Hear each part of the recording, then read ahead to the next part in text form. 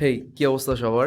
লার্নিফাই BD থেকে আজকে আমাদের নিশ সিলেকশন সিরিজের প্রথম ভিডিও এবং আজকের এই ভিডিওতে আমরা ইন্ট্রোডাকশন দিব যে এক্স্যাক্টলি আমাদের এই নিশ সিলেকশন সিরিজে আমরা কি কি করতে যাচ্ছি এবং যেহেতু 2025 সাল আমাদের এসেই গেছে, প্রায় 2024 সাল শেষ, এখন 2025 সাল এসে পড়বে।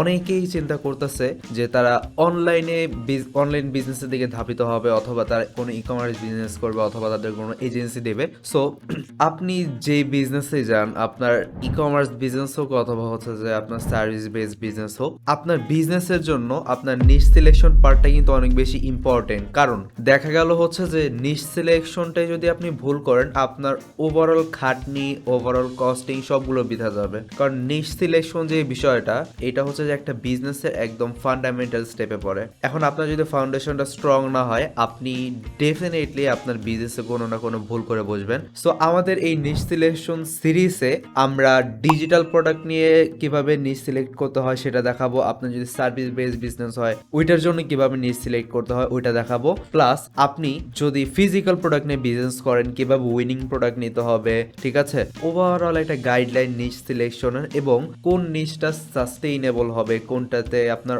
অডিয়েন্স রিসার্চ কিভাবে করবেন যে এটাতে মার্কেট এত বড়, এটার অডিয়েন্স সাইজ এত বড়, এটা এত দূর অব্দি আমরা স্কেল করতে পারবো। ওভারঅল আপনার নিশ সিলেকশন নিয়ে যত রকমের কোয়েশ্চেন আছে, যত রকমের ডাউট আছে, ঠিক আছে, সবগুলো আমাদের এই সিরিজে আমরা শুরু থেকে শেষ অব্দি ক্লিয়ার করব। তো এই ছিল আমাদের ইন্ট্রোডাকশন ভিডিও। আপনাদের সাথে খুবই শীঘ্রই পরবর্তী ভিডিওতে আমাদের নিশ সিলেকশনের প্রথম ক্লাসে দেখা হবে। ততক্ষণ সবাই সুস্থ থাকবেন, ভালো থাকবেন, আল্লাহ হাফিজ।